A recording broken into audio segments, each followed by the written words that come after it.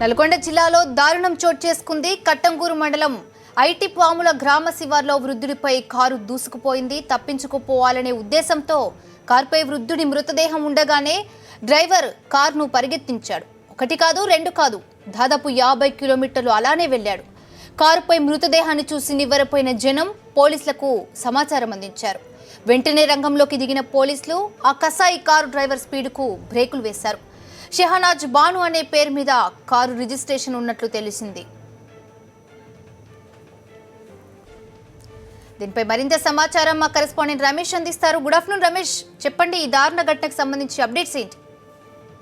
ఇది దారుణమైన ఘటన అని చెప్పుకోవచ్చు. నేషనల్ హైవే హైదరాబాద్ విజయవాడ జాతీయ రహదారిపై చూసినట్లయితే చిట్యాల వద్ద ఏదైతే రోడ్డుపై దాడుతున్న వృద్ధుడు ఏదైతే మనం చూస్తున్నాం, విజువల్స్ లో కూడా మనకు ప్రత్యక్షంగా కనిపిస్తుంది. రోడ్డు దాటుతున్న వృద్ధుల్ని వేగంగా వస్తున్న మారుతి రిడ్జ్ వాహనం వేగంగా వచ్చి తగలడంతో అయితే ముందుగా ఆ బండి నడుపుతున్న ఓనర్ ఏదైతే ఉందో తగిలి అగతల పడిపోయాడు అనుకున్నారు. కానీ అతను వృద్ధుడు తగిలి వచ్చి వెనకాల ఉన్న ఏదైతే ఉందో డోమ్లో అందులోనే చిక్కుపోవడం జరిగింది. దాదాపు అక్కడి నుంచి కూడా నేరుగా ఐటీ పాముల వరకు కూడా జాతీయ రహదారిపై దాదాపు ఒక 30 కిలోమీటర్ల వరకు కూడా కారు అదే వేగంతో కూడా వచ్చింది. అయితే ఆ వృద్ధుని ఢీ కొట్టినటువంటి కారు ఓనర్ ఏదైతుందో అక్కడి నుంచి పారిపోవాలనే క్రమంలో ఇంకా మరింత వేగంగా వచ్చినట్టు తెలుస్తుంది. అతనికి మాత్రం వెనకాలే డెడ్ బాడీ పడి ఉన్న సంగతి మాత్రం అతన్ని మర్చిపోవడం జరిగింది. అయితే దారిపై చూసిన స్థానికులు ఒక్కసారిగా రిబ్బరపోవడం జరిగింది. వారంతా కూడా ఏకమై ఐటీ పాముల వద్ద ఆ రిచ్ కార్ ని కూడా వెంబడించడం జరిగింది. హైవేపై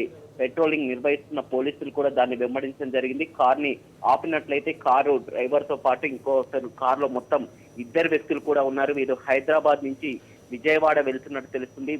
అయితే ఆ వృద్ధుని కూడా చూడవచ్చు. దాదాపు ఒక 60 సంవత్సరాల వరకు వృద్ధుడు, పాదాచారులు అని చెప్పవచ్చు. రోడ్డు దాటుతున్న క్రమంలో అతి వేగంగా హైదరాబాద్ నుంచి వస్తున్న ఈ మారుతి రిడ్జ్ కారు ఢీ కొట్టడంతో ఒక్కసారిగా అక్కడి నుంచి కారు ముందు భాగం నుంచి వెనక భాగం వైపు వచ్చి పడిపోవడం జరిగింది. అయితే ఈ వెనక భాగం పడి ఉన్న సంగతి మర్చిపోయిన కారు ఓనర్ అదే స్పీడ్ తో వేగంగానే హైవేపై ప్రయాణించడం మొదలు పెట్టారు. దాన్ని చూసిన స్థానికులు పోలీసులు అడ్డగించడంతో ఒక్కసారిగా వారిని ప్రస్తుతం మృతదేహాన్ని నకరికల్ ప్రభుత్వ ఆసుపత్రికి తరలించడం జరిగింది. ఆ 2 వ్యక్తిని కూడా నకరికల్ పోలీసులు అదుపులో తీసుకున్నారు. మనం కార్ నెంబర్ కూడా చూస్తున్నాం, AP09BY2725 Swift ridge vehicle, Maruti ridge vehicle. ఒక్కసారిగా ఇది రోడ్డు దాటుతున్న అతి వేగంతోనే ఢీకొనడంతో చూడొచ్చు. మనం మృతదేహాన్ని వెనకాలనే ఉంచి దాదాపు ఒక 30 కిలోమీటర్ల వరకు కూడా అదే వేగంతో ప్రయాణించడం జరిగింది. ఇది దారుణమైన విషయం.